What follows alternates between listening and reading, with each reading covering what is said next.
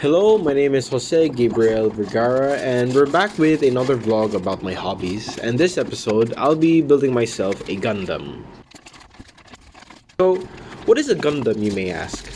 A Mobile Suit Gundam is a long standing anime series and a brand of toys that are called model kits or Gunplas, where children or young adults build their own mobile suits or mechas from the parts within the box with a blueprint.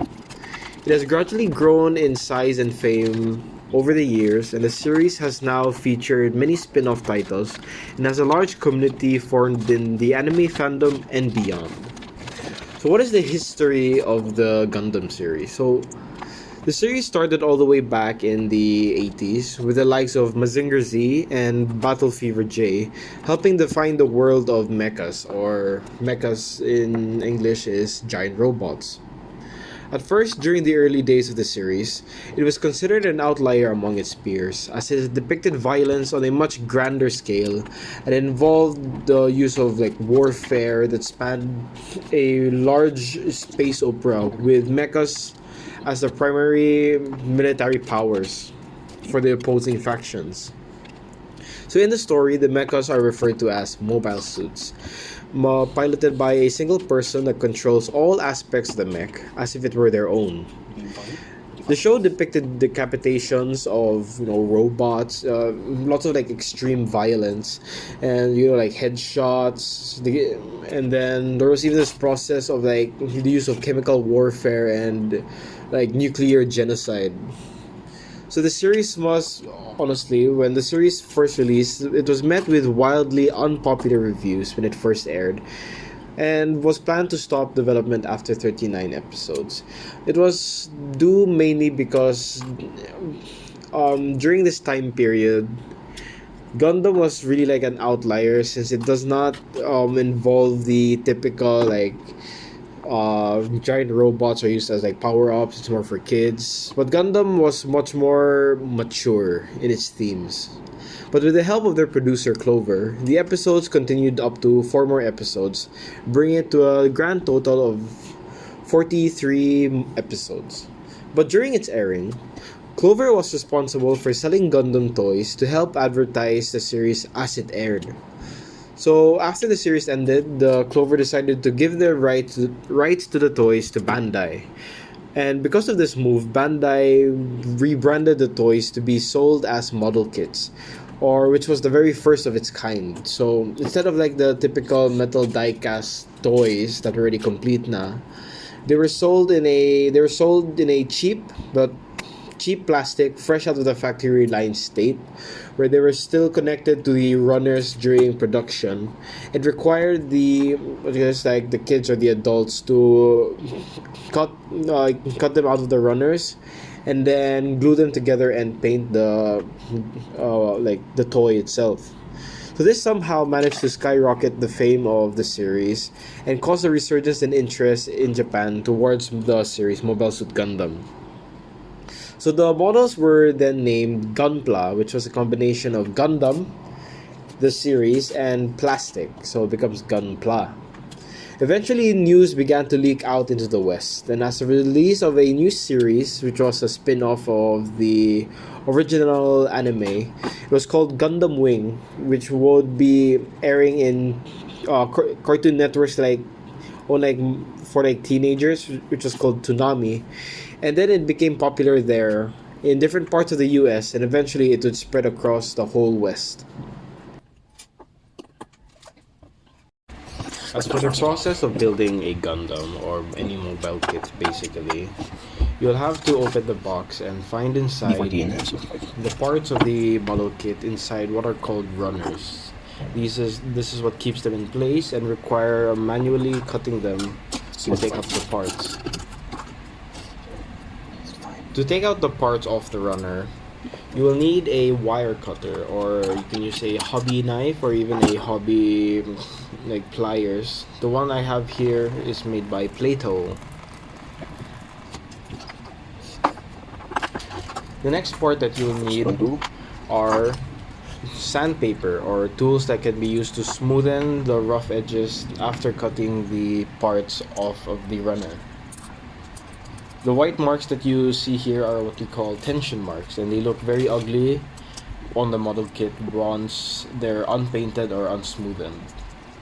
But for this demonstration, I'm not going to be smoothening that much as to save time.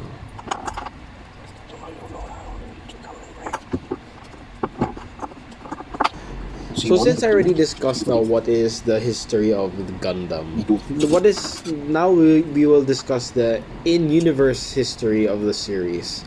So it starts in the canon. It is referred to as the Universal Century or UC. It is set in the relatively far future. Earth has exceeded 9 billion people, and most have decided to live among the many space colonies that orbit around the solar system. There are two factions that are at play. There is the Earth Federation, which consists of the entire global population that remains on Earth, and then there was the Principality of Zeon, which consists of many of the space colonies that orbit in space that have the desire to be independent from the Earth Federation. So these two factions have been warring for a very long time now, not one giving an advantage over the other. So war was fought with the use of regular conventional weapons and beam weapons, which basically just use lasers to shoot at each other, as well as the creations of a new type of warfare to the use of mobile suits, which was basically like giant exosuits, towering behemoths of steel, piloted by a single pilot and used as a means of warfare, as means of their primary warfare. So both factions have their own kinds of mobile suits, but it was only until the development of the very first designated Gundam mobile suit, the RX-78, which is a mecha with a samurai motif, which would be piloted by the protagonist of the main series called Amuro Ray, who was a new type pilot, which was like the next step in the human evolution within the Gundam universe. So Amuro would be responsible for ending the conflict between the Earth Federation and the people of Zeon once and for all. And opposing him, since he was part of the Earth Federation at first, were the mobile suits of the Principality of Zeon, referred to as Zakus.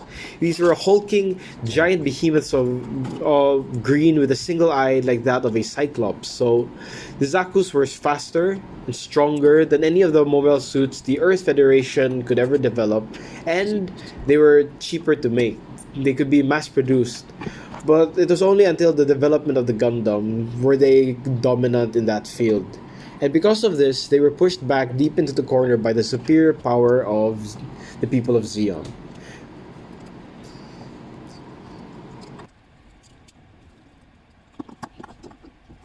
So how has Gundam affected the world? Gundam has become a Japanese cultural icon, just like Star Wars has to the United States and generally the West. It can be seen in many forms of media, either low-key or high-key. And it is also Bandai Namco's moneymaker with a 90.2 billion yen annual revenue back in 2014.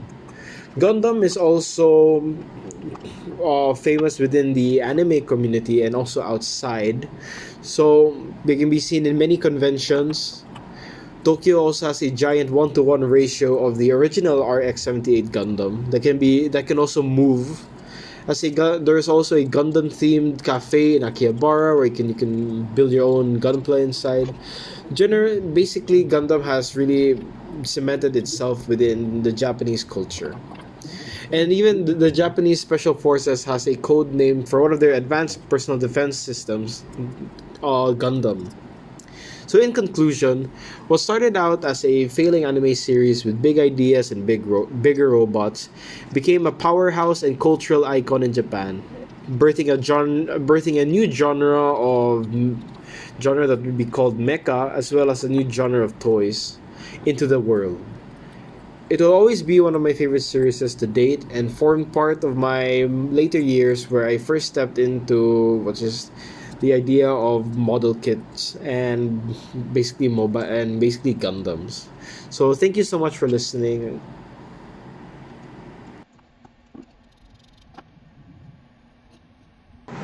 As I have finished with my discussion on the history and impact on Gundam, I'll now leave you with the remaining minutes that I have used to spend on building the Gundam that I bought.